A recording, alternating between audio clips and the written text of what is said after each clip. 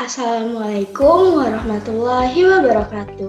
Halo teman-teman semua, pada video edukatif kali ini kita akan sama-sama membahas materi yang sangat menarik, yaitu tentang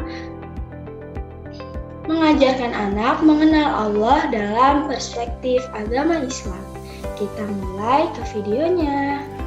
Sebelumnya perkenalkan, saya Esti Rahmawati dengan NIM 11056200065 dari Program Studi Pendidikan Guru Pendidikan Anak Usia Dini Universitas Negeri Jakarta.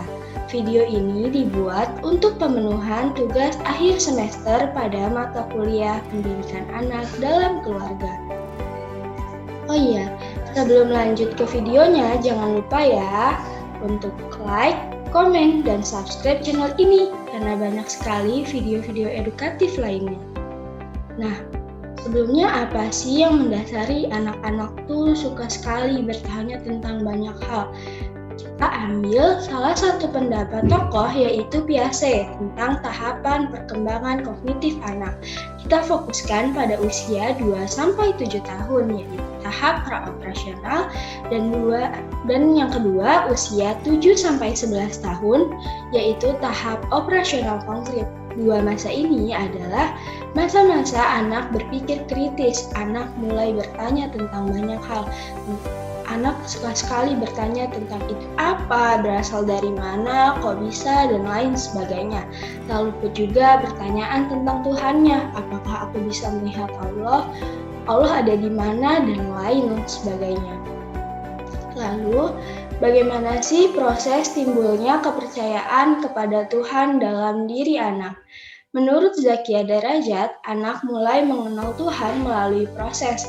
Yang pertama, melalui bahasa, yaitu dari kata-kata orang yang ada dalam lingkungannya yang pada mulanya diterimanya secara acuh tak acuh. Lalu yang kedua, setelah itu karena melihat orang-orang dewasa menunjukkan rasa kagum dan takut terhadap Tuhan, maka mulailah timbul dalam diri anak rasa sedikit gelisah dan ragu tentang sesuatu yang gaib yang tidak dapat dilihatnya, yaitu Tuhan. Lalu yang ketiga, rasa gelisah dan ragu itu mendorong anak untuk ikut membaca dan mengulang kata Tuhan. Tuhan yang diucapkan oleh orang tuanya. Lalu yang keempat, dari proses itu tanpa disadari anak lambat laun pemikiran tentang Tuhan masuk, menjadi bagian dari kepribadian anak dan menjadi objek pengalaman yang agamis. Nah, bagaimana jika anak sudah bertanya tentang Tuhan? Mari kita sama-sama mengenal cara mengenalkan Allah kepada anak. Kita bahas satu persatu ya. Nah, jika anak sudah bertanya tentang Allah, kita bisa kenalkan anak kepada nama Allah, bahwa Allah itu adalah Tuhannya.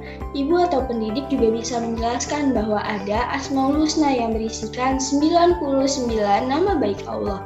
Juga bisa dijelaskan bahwa Allah itu esa, tunggal, atau satu. Lalu yang kedua, mengajak anak mengenal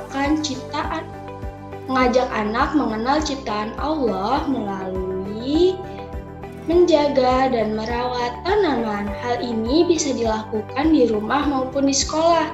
Nah, kita juga bisa menjelaskan kepada anak bahwa yang menghidupkan dan menjadikan buah-buahan itu tumbuh dari tumbuhan adalah Allah dan juga dapat bermanfaat bagi manusia.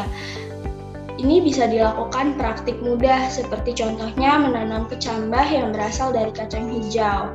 Lalu yang kedua, mengajak anak mengenal ciptaan Allah melalui menyayangi dan merawat binatang. Jelaskan kepada anak bahwa binatang juga merupakan makhluk hidup yang diciptakan oleh Allah yang harus kita jaga dan kita sayangi. Kita tidak boleh menyakiti binatang.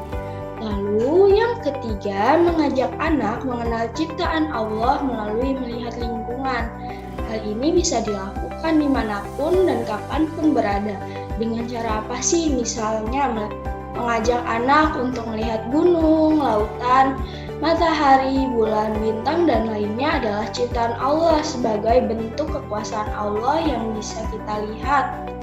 Lalu selanjutnya, beritahu anak bahwa dia, orang tuanya, teman-temannya, dan keluarganya juga ciptaan Allah yang harus saling menyayangi, saling melindungi, dan saling menghormati satu sama lain. Apabila kita menyayangi saudara-saudara kita, maka Allah akan menyayangi kita juga. Ibu atau pendidik di rumah bisa menjelaskan hal tersebut kepada anak-anak. Lalu selanjutnya mengenalkan anak pada ritual keagamaannya. Ibu atau pendidik juga bisa mengajak anak untuk pergi ke musola atau masjid. Lalu ajak anak beribadah di situ. Juga kenalkan kepada anak bahwa masjid atau musola adalah tempat ibadah umat muslim. Lalu selanjutnya mengajarkan anak membaca Al-Quran. Nah, selanjutnya biasakan anak untuk melihat kita beribadah dan juga ajarkan kepada anak untuk sholat. Mata kuliah ini diampu oleh Ibu Dr. Anda Yenina Akmal MHU. Kepada Bu Yenina saya ucapkan terima kasih banyak. Nah, ada terselip satu ayat yang terkait dengan materi yang saya berikan. Kata Allah dalam firman-Nya, Dialah yang menjadikan bumi sebagai hamparan bagimu, dan langit sebagai atap, dan Dialah yang menurunkan air hujan dari langit. Lalu Dia hasilkan dengan hujan itu buah-buahan sebagai rezeki untukmu. Karena itu, janganlah kamu mengadakan tandingan-tandingan bagi Allah, padahal kamu mengetahui. Dalam Quran Surat Al-Baqarah ayat 22. Sekian mungkin video edukatif dari saya.